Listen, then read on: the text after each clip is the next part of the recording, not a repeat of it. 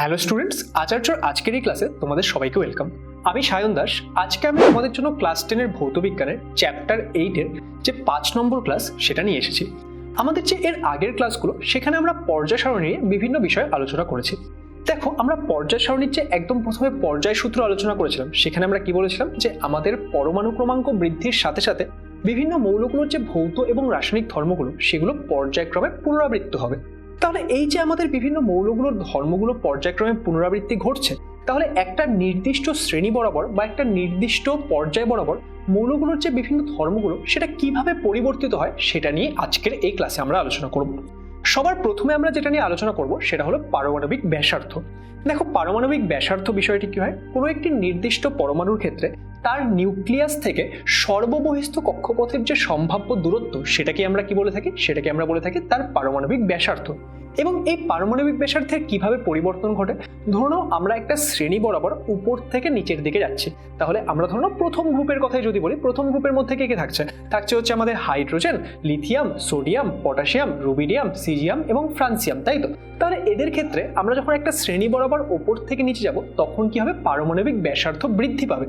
আবার যদি আমরা একটা পর্যায় বরাবর বাদিক থেকে ডান দিকে যাই, অর্থাৎ আমরা যদি একটা পর্যায় বরাবর লেফট টু রাইট যাই, সেই ক্ষেত্রে আমাদের যে পারমাণবিক ব্যাসার্ধ সেটা হ্রাস পাবে। তার মানে আমরা পারমাণবিক ব্যাসার্ধের ক্ষেত্রে কি বুঝতে পারছি, যখন আমরা একটা শ্রেণী বরাবর দেখব ওপর থেকে নিচে গেলে পারমাণবিক ব্যাসার্ধ বৃদ্ধি পাবে, এবং যখন আমরা একটা পর্যায় বরাবর দেখব লেফট টু রাইটে গেলে আমাদের পারমাণবিক ব্যাসার্ধ সেটা হ্রাস পাবে। বুঝতে পারলে? তাহলে এই বিষয়টি আমরা এখানে বুঝলাম। তারপর চলো আমরা আমাদের নেক্সট ধর্ম নিয়ে আলোচনা করি। এরপর আমরা যেই ধর্মটি নিয়ে আলোচনা করছি সেটা হচ্ছে আমাদের আয়োনাইজেশন এনার্জি বা আয়নায়ন শক্তি। এবার এই আয়োনাইজেশন এনার্জি বা আয়নায়ন শক্তিটি কি হয় সেটা সবার প্রথমে বুঝলাম। ধরো নাও আমাদের কাছে কোনো একটা মৌল রয়েছে এবং সেটা ভূমিস্তর অবস্থায় বা গ্রাউন্ড স্টেটে রয়েছে। এবার এই যে এই মৌলটি তার সর্ববহিস্থ কক্ষপথ থেকে আমরা যদি একটা ইলেকট্রনকে বের করে এই যে আমাদের পরমাণুটি রয়েছে তাকে ক্যাটায়নে পরিণত করতে চাই, তাহলে সেই একটা ইলেকট্রনকে বের করার জন্য আমাদের ন্যূনতম অর্থাৎ মিনিমাম যতখানি এনার্জি দিতে হবে সেটাকে আমরা কি বলবো, সেটাকে আমরা বলবো আয়োনাইজেশন এনার্জি বা আয়নায়ন শক্তি। এবার এই যে আয়নায়ন শক্তি বা আয়োনাইজেশন এনার্জি সেটা কোনো একটা নির্দিষ্ট পর্যায় বা শ্রেণী বরাবর কিভাবে পরিবর্তিত হয়। দেখো, একটু আগে আমরা শিখেছি যে আমরা যখন একটা পর্যায় বরাবর লেফট টু রাইটে যাই তখন কি হয়, তখন আমাদের যে পরমাণুর আকার সেটা হ্রাস পায়। তাহলে পরমাণুর আকার যদি হ্রাস পায় তাহলে কি হচ্ছে, দেখো সর্ববহিস্থ কক্ষপথ সেটা কি, সেটা আমাদের নিউক্লিয়াসের কাছে আসতে থাকবে। তাহলে নিউক্লিয়াসের কাছে যদি সর্ববহিস্থ কক্ষপথ থাকে, সেই কক্ষপথে উপস্থিত যে ইলেকট্রন তার উপর নিউক্লিয়াসের আকর্ষণ বলটা সেটা স্ট্রং হবে, তাই তো? তার মানে এখান থেকে আমরা কিভাবে বুঝতে পারবো, দেখো আমাদের পর্যায় বরাবর যখন আমরা লেফট থেকে রাইটে যাই তখন যেহেতু পারমাণবিক আকার হ্রাস পায়, সেই জন্য পর্যায় বরাবর যখন আমরা লেফট টু রাইটে যাব তখন কিন্তু আয়োনাইজেশন এনার্জি বা আয়নায়ন শক্তি বৃদ্ধি পাবে।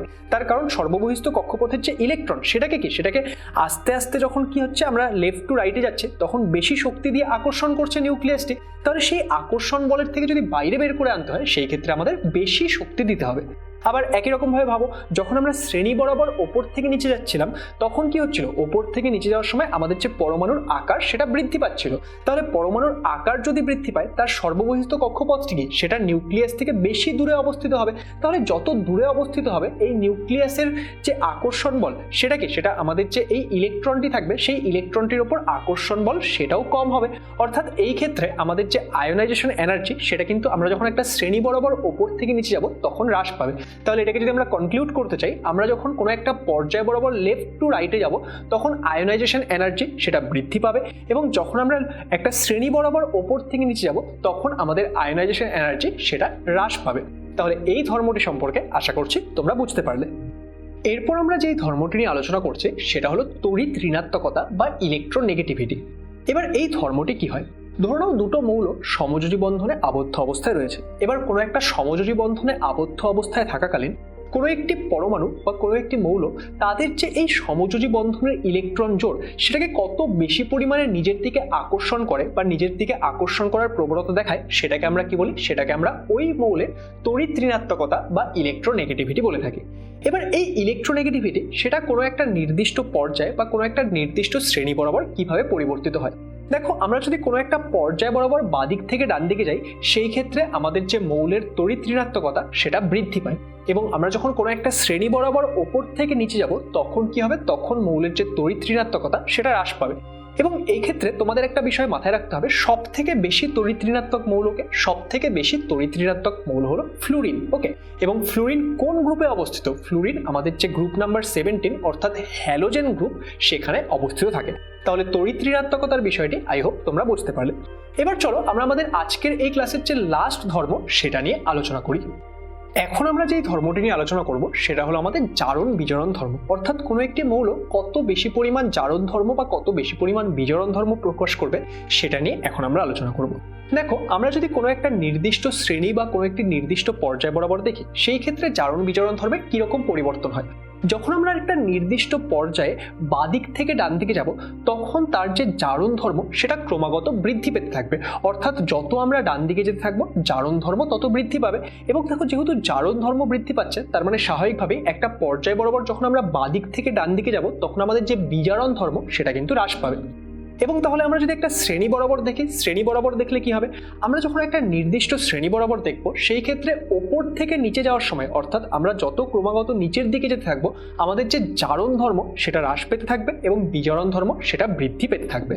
তাহলে আমাদের আজকের এই ক্লাসে আমরা কি করলাম, যে বিভিন্ন যে ধর্মগুলো রয়েছে সেই ধর্মগুলো পর্যায়ক্রমে কিভাবে পুনরাবৃত্ত হচ্ছে বা তাদের একটা নির্দিষ্ট শ্রেণী বা একটা নির্দিষ্ট পর্যায় বরাবর কিরকম পরিবর্তন হচ্ছে সেটা নিয়ে আমরা আলোচনা করলাম। আশা করছি এই পুরো বিষয়টা তোমরা বুঝতে পেরেছো। তাহলে তোমাদের সঙ্গে দেখা হবে আচার্যর পরবর্তী ক্লাসে। ততক্ষণ অবধি পড়তে থাকো, জানতে থাকো।